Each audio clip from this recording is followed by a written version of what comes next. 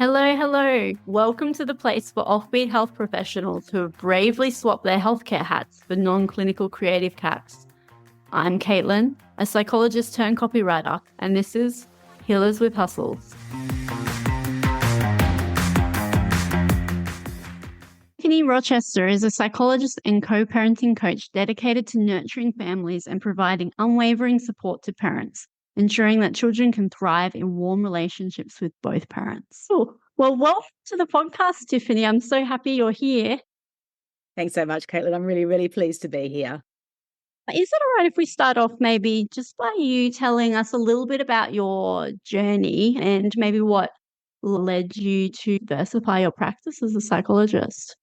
So when I think about how long I've been a psychologist for, Caitlin, it's a bit embarrassing. More than 2 decades ago. And I felt in good company then. And it was actually something that I knew that I had wanted to be since I was 13. One of those lucky people that just knew thought that I knew where I was headed, and definitely was really passionate about wanting to serve teenagers. That was what I went into this for. And then early in my career, realised that if I was serious about serving teenagers, I needed to work with families and more specifically parents. And so developed a systemic lens very early on in a multisystemic therapy program, and then later moved into the contextual behavioural science world, which was a very beautiful home for me in terms of looking at the science of how we understand and predict and influence human behaviour to reduce human suffering, and looking at problems being housed in context rather than being housed inside people, which makes far more sense to me. Yeah. And then throughout my career, so I started out working with the families of repeat juvenile offenders, and then I moved into perinatal mental health for a while, and then I was working with families raising children with complex needs, and moved into private practice, and from there fell into working with separated parents who were locked in the family court system. And I feel like all of my career kind of prepared me for step into the lion's den that is mandated court therapy. And as a lion's den, not just for the therapists, but for the poor families who have been going far too long. And when they were coming into my room, they were coming in kind of like as the last thing that a magistrate knew they could possibly throw at a family in distress, rather than as your first line. First thing. Oh, yeah. And so there were several things that I became really aware of there. So one was families were doing it way too tough for way too long, that they weren't getting resources at that early part. So I wanted to pivot to do that. And then the other thing that I saw was that these families in transition, families learning how to be one family across two homes, don't need therapy.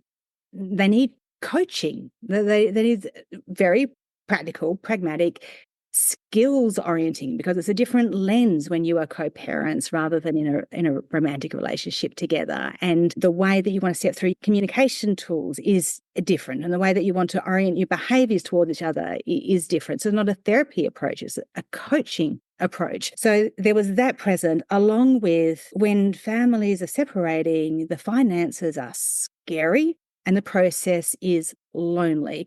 And so if we want to really serve these families well, we need to do several things. We need to get in early, we need to get in affordably and accessibly, and we need to connect them to a community of people who are doing the hard yards that they are, and doing it with that framework of stepping through with collaboration and kindness, and really centred around the best interests of the children and the family, which is really counterculture to, unfortunately, the dominant narrative about what looks like. Tell me what that was like then, if you were doing something that was so different or so like counter to what is usually done. It's been an interesting journey in terms of, so for any of our therapist colleagues who are listening along, there's nothing that revolutionary, I think, in the way that I would talk about approaching things with families. It's using compassion and care and kindness and communicating clearly and holding assertive boundaries. This is our native language. Yeah. But it's not the native language of many of the lawyers and many of the other parts of the system that these families come into contact with. So obviously in working within that court space in those years, I had to learn a lot about the different language that gets spoken over in legal land. and how to talk with lawyers in a way that they could actually understand what I was trying to communicate. And then also for me to learn how things were working in their world and what it was that they were trying to do for and with their clients. Through that, I did meet the most beautiful, amazing, heart-centered, values-aligned lawyers that you could ever hope to find. They all sit within the collaborative practice model, and lawyers get a really bad rap, and honestly a lot of them probably deserve it, but there is a large and growing community of lawyers who are making that transition across to our native language around how to support and resource families. But what sat with me though, Caitlin, was whilst it's our native language, nobody was doing it. There wasn't somewhere else for these families to go. And amongst our colleagues, separated parents is one of those, populations that a lot of our colleagues tend to avoid. And so they close down availability for these families, where there's families that are in high crisis, hugely vulnerable, and there just wasn't anywhere for them to go. So it felt like I wasn't doing something outrageously outside of the norm, and yet it was. It seems like it should have already been there because it seems intuitive or logical that there will be a program or something like that, but there wasn't. Tell me about how you went about setting up because it's a program, isn't it? Or do you do coaching as well? Yes. So I do coaching with parents who want to work together to work on either a parenting plan or to get their co-parenting communication and relationship established and on track. And I really love that work. I only work with hell yeses, so that I meet with people to see if I think that I have the skills and resources to be able to help them get through to a really good outcome. But I also want them to have that full faith in me as well. What that means is that every name in my diary lights me up, Caitlin. It is just, Wow. I work with the most beautiful people. I just get to sit with them and think, far out, how do I get this privilege to sit with these amazing humans? So that's in that coaching space there. Not everybody has their dream co-parent. Sometimes we have parents who are really desiring to be collaborative, values aligned, do the best thing by their kids. And for whatever sits in their co-parents' learning history, they're not there yet. And so we have somebody who's trying to do the best that they can, but with a really, really tricky co-parent. Now, those people definitely need a truckload of resourcing because they can't wait around waiting for their co-parent to wake up and decide to do things differently. So they need to step into their power. They need to look at, what do I do to be able to have my time and my freedom in this new life and to be able to do the best I can with the co-parent that I've got? They definitely can't do that on their own. They need to be in a village. They need to absolutely be resourced by a whole bunch of cheerleaders who are standing shoulder to shoulder with them and lifting them up as they go along. So we also have our co-parenting intensive reset, which is where we, over a 5-week period, put in all of the foundational skills that are needed to care for yourself in a really tricky dynamic, care for your kids, and then step through to shape and influence behaviour for the greater good across the whole system. And then for those that really want to step into that support further and get more resourcing along the road, we have a membership to be able to have coaching calls together and a truckload of resources in our online portal for anything and everything. Everything that I think I've ever come across for co-parenting across all of these, I've been working in this space, that's all jam-packed into that portal so that it's 2:00 in the morning when I'm most definitely tucked up in bed and not available to them, that they can jump in, there'll be a video of me talking it through, an article, a summary. How nice even just to have that there, even just that, containing awareness that, there's something there for me if I do freak out and have a question, I can go and look that up. I think that would be so beneficial. And they get pulled in so many different directions. There's such a lot of different and inappropriate advice out there, I think. So that's certainly my hope and vision, is that it is a wellspring where people can feel replenished and restored and sure-footed about what they're going to do for the next part. Wow, so great that you've done this. But tell me about the process of setting it up, because it's quite different from what we're trained in terms of the business side of things. It is. It has been the biggest learning curve of my career. I always said that I never wanted to run a business, and now I run two.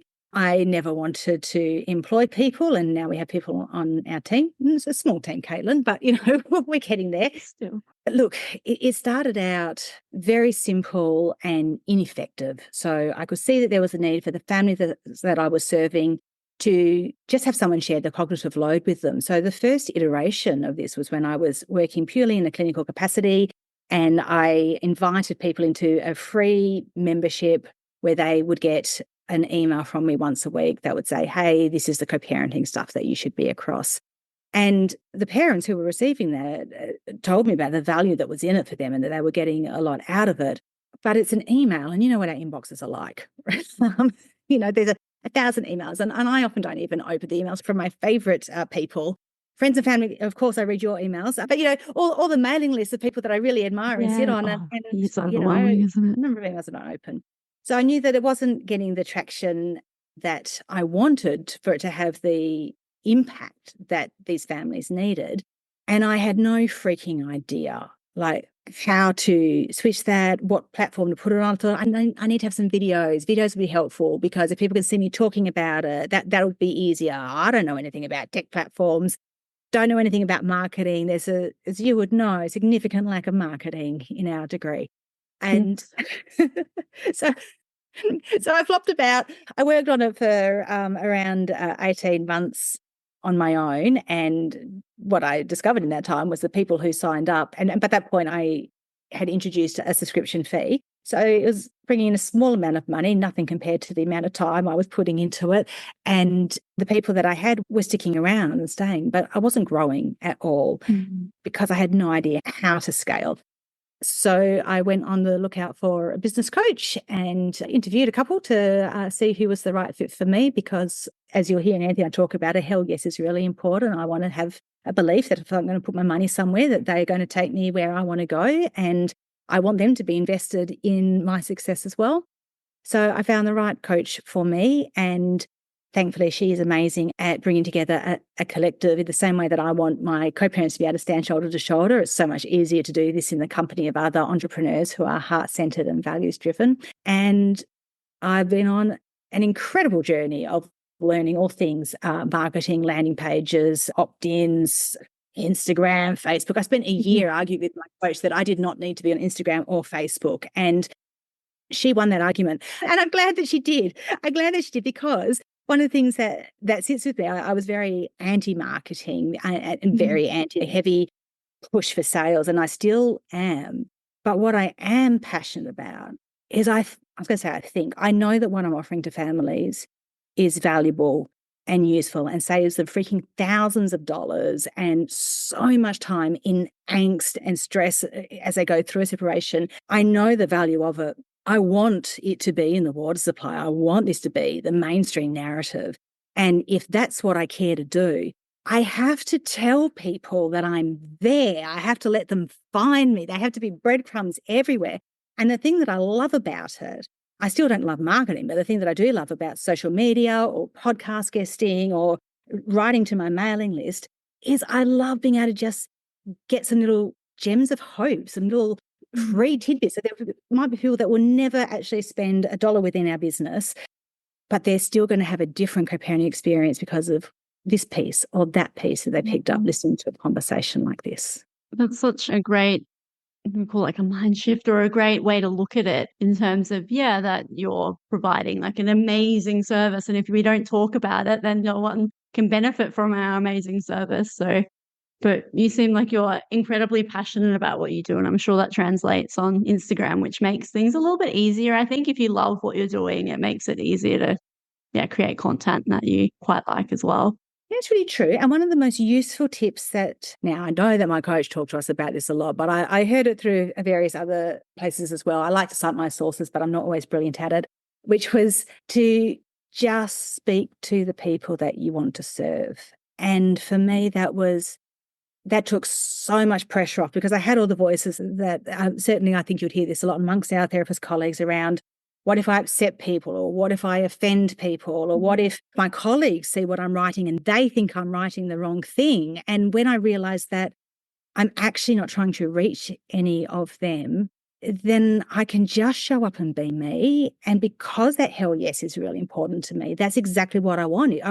I want people to hear me and either go, holy crap, that's exactly who I want, or jeepers, no, she's wrong for me. I want these people to never come anywhere near me, because I don't want them to waste their time and their money with me if I can't serve them. I want them to know that already. So having that clarity around who I want to serve and knowing I only have to speak to them, that was incredibly useful for me. Relieving.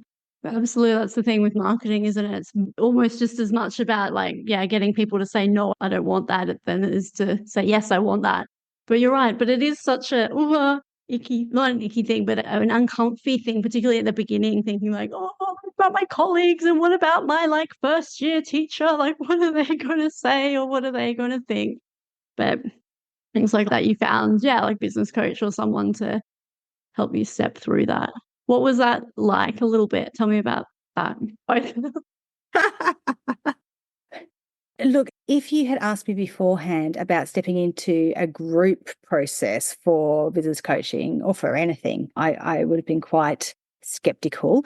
And what stood out for me was how much value there was in being in the company of other people and learning together and supporting each other. And out of that has come, I didn't go into the process to find new friends. I felt my network was quite full, and it was. I know the most beautiful people, and yet the friendships that have developed there and the way that these women cheerlead and support me and each other to be in a space where we celebrate each other's visions and dreams and there's not a competitive edge has been truly beautiful, breathtakingly beautiful. I really look forward to any time that I get to be with those people. It's been fantastic. And our coach, we call her the fluffy sledgehammer.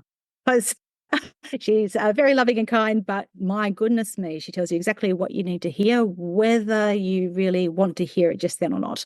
And for me, I'm a straight up what you see is what you get person. I like things to be quite blunt and direct. So that was definitely the right fit for me. Right. Yeah. But I like how you said about that you interviewed a few people beforehand to find that hell yes. Or had you say hell yes or heck yes? Or hell yes. Hell yes, I like it. So but heck yes will work. Yes will work. No, I like hell yes, yeah.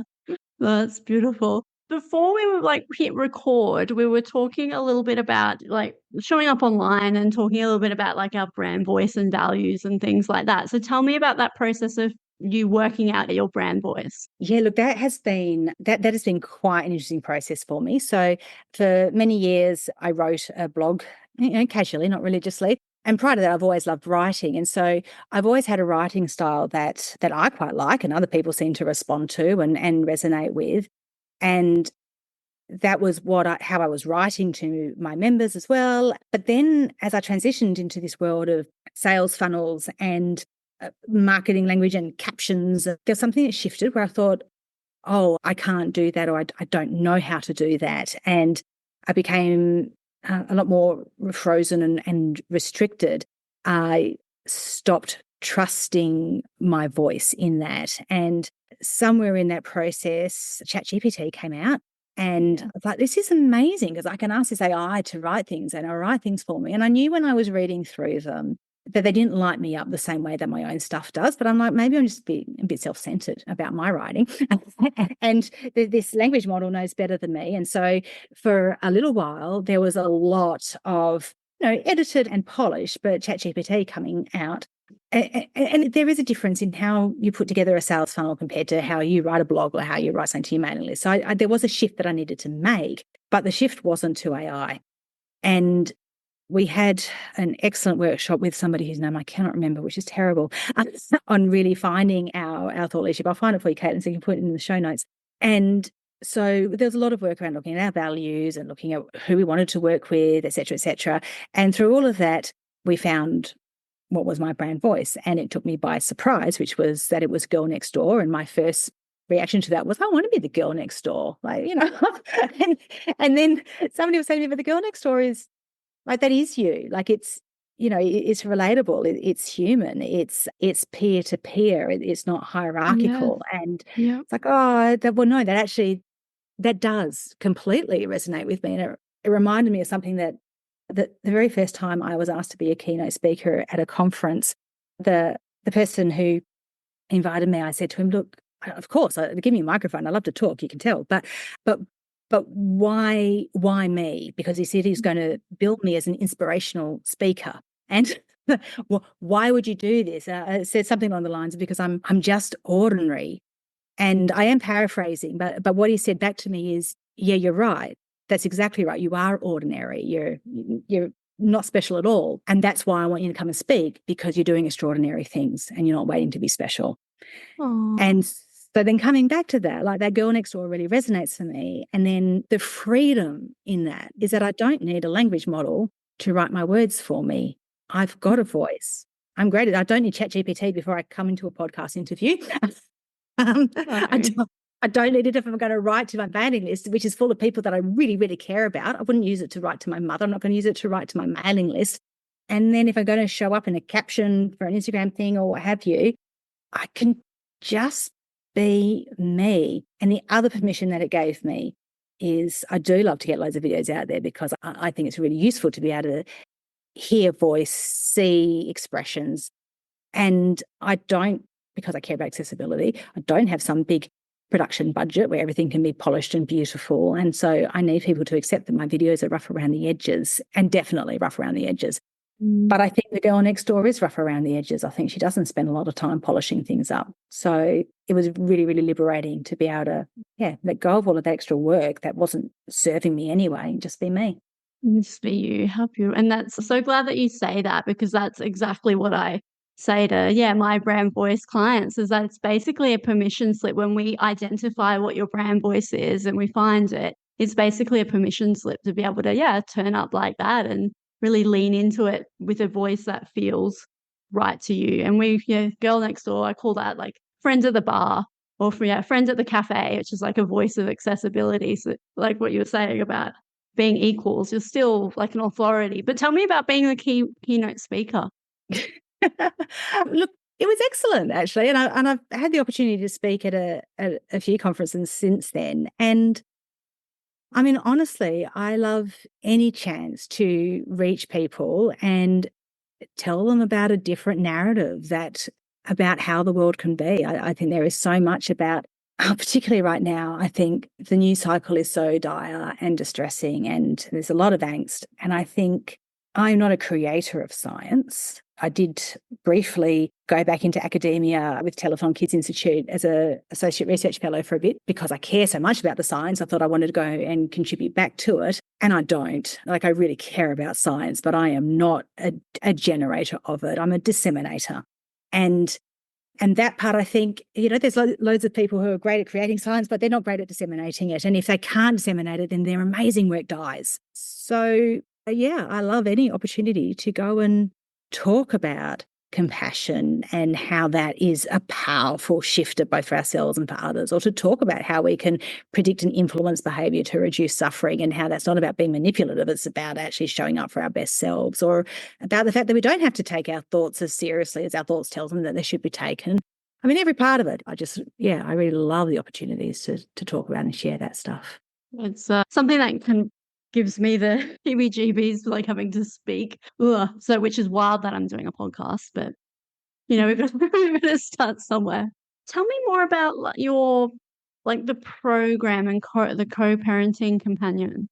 So we have kind of two different pathways that people come into our services. So one is when they want to work with their co-parent together. And that starts out with the How Do We Tell the Kids consult. People can jump in later. If they kind of miss that boat, that doesn't mean they're out. They can come back at any time. But it's my favourite time to start working with people in transition, because my experience of parents is almost everybody comes into my world wants to do the best thing by their kids. And they want their children to be okay on the other side of becoming a two-home family. However, in the context of separating, often, heartbreak doesn't happen evenly. And so we can have very different emotional experiences for both people. There's generally a huge amount of the emotions they would rather not have: grief, anger, betrayal, frustration, sadness, guilt, shame. And we've got a relationship that was not intended to break down that has broken down, and there'll be all the reasons why that has happened. So to ask those people by themselves to automatically know what is in the best interest and agree on the best interest and step forward in the best interest is like, it's just asking way too much. It's just so terribly unfair for them to try and do that by themselves. What I find is that if we're having that conversation at that point, when it's looking at how to tell the kids how to go through this next part, then both people are generally so open to hearing why each other is thinking that a pathway X or Y or Z is in the children's best interest. And then taking the advice from someone like me who sits back as a neutral expert in child development to be able to go, yeah, I can see what you want, but that's not the pathway that's going to get you there. Like, your baby's 6 months old. If you want 50-50 shared custody, that's fantastic. It's really awesome. You can't get there by going week about on day one. And I find that at that point, people are very flexible and able to say, yeah, okay, all right, let's really, work this out together and step things through well. Whereas if we get in, 3 or 4 or 5 years later and there hasn't been that process, and instead there's been lawyers' letters fighting for positions, then the perspective is gone on this person over there caring about the best interests of the kid. And that willingness to flex up is much harder to find.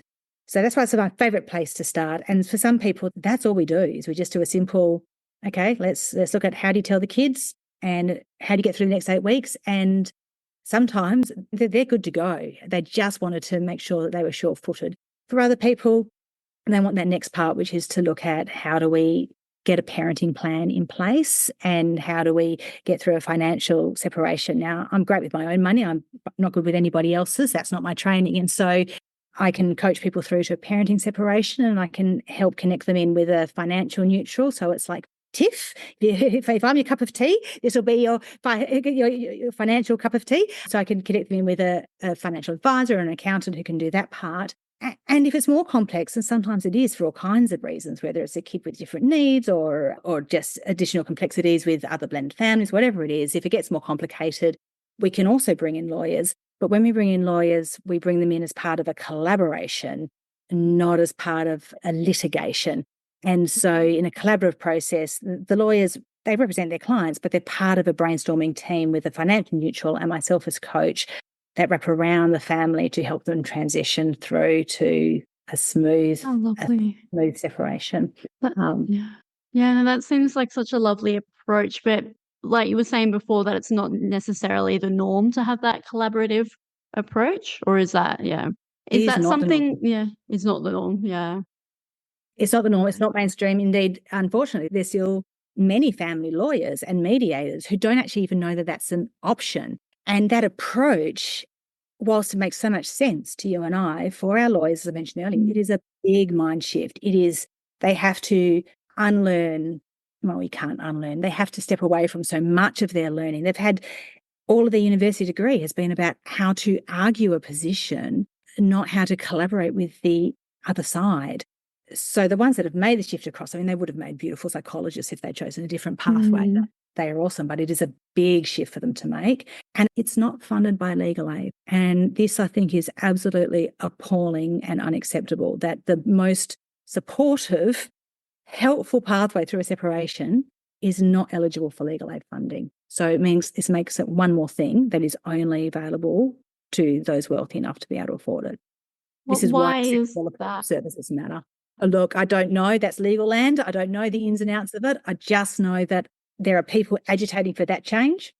And the change that I'm agitating for is to get this out into the mainstream narrative that there is an alternative, and to make sure that we have accessible and affordable services for families that can't afford that pathway. So then within our group programs, within our intensive reset, which is the best intro, I think, into our group programs, because you get that really good fast foundation as well as connection with your community.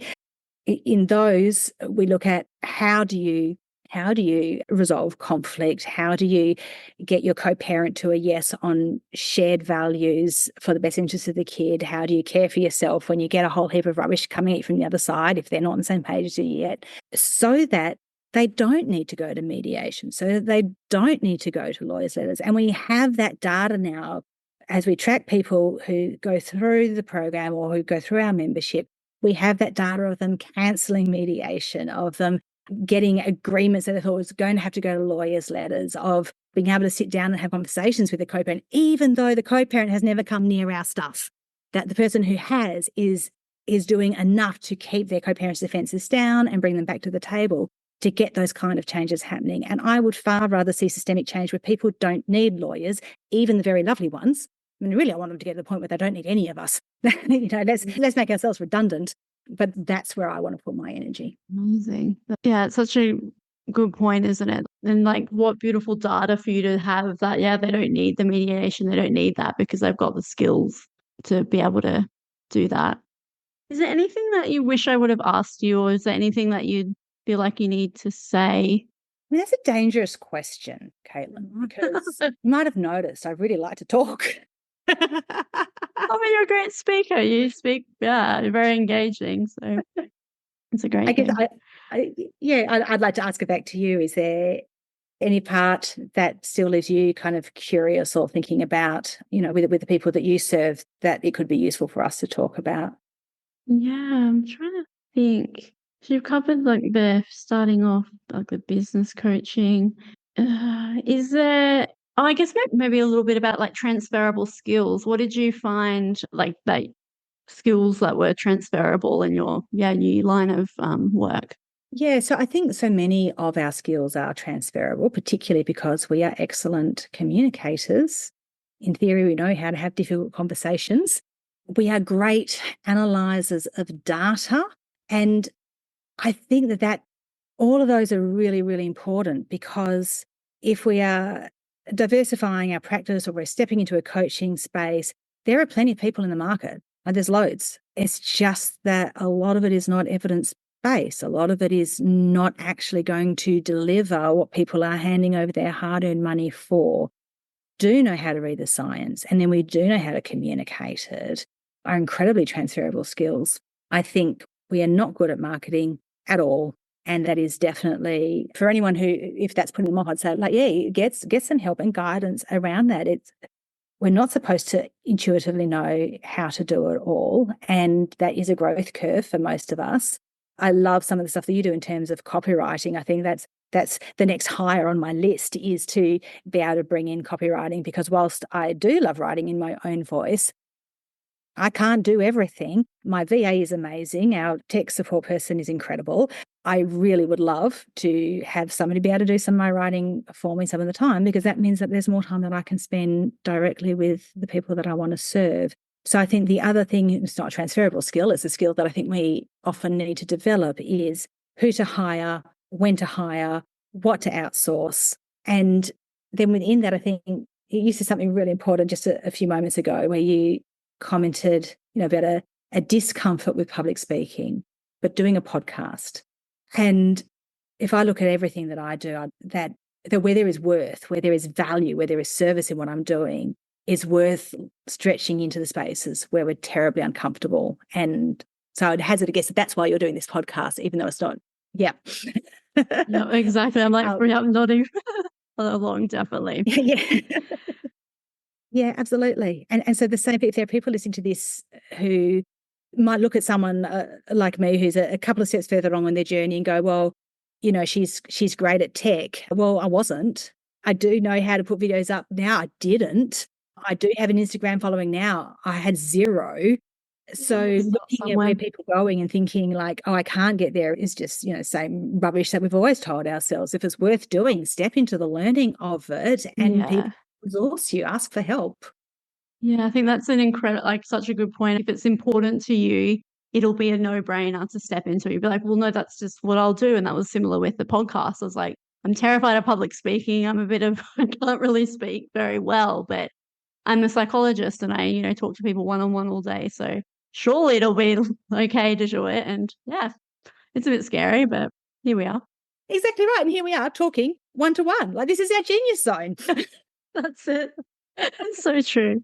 Oh, thank you so much, Tiffany. It's been a pleasure to talk to you today. And yeah, I'd be keeping a close eye on what you do, because it's incredible, incredible work. And I don't work with children and families anymore, but I work with adults, and we were all children once, and it has such, separation has such a, impact. And so you're doing beautiful work now that'll serve, my future patients, I'm sure. Oh, thank you. And I've loved this opportunity. And likewise, I've loved watching what you're doing in this space. And I think helping other people in our profession to be able to step out, diversify, I think with the current mental health crisis, we need to. We can't, none of us can survive if we bulk bill, and Medicare is not coming to the party on the rebates. So if we are serious about service to families and still putting food on the table for our own family. We need to diversify. And for that, we need people like you showing the way, highlighting where there's help, and just really resourcing the community. I think it's incredibly important. I'm so grateful that you're doing this. Oh, thank you so much. It's been a pleasure. Thank you. All right. That's the end of another episode. Thank you so much for tuning in to Healers with Hustles. If you've enjoyed today's episode, will you do me a tiny favor and subscribe to the show? Just tap the subscribe button on your favorite podcast platform and you'll be the first to know as soon as a new episode drops. Thanks so much for listening. Okay, ta-ta for now.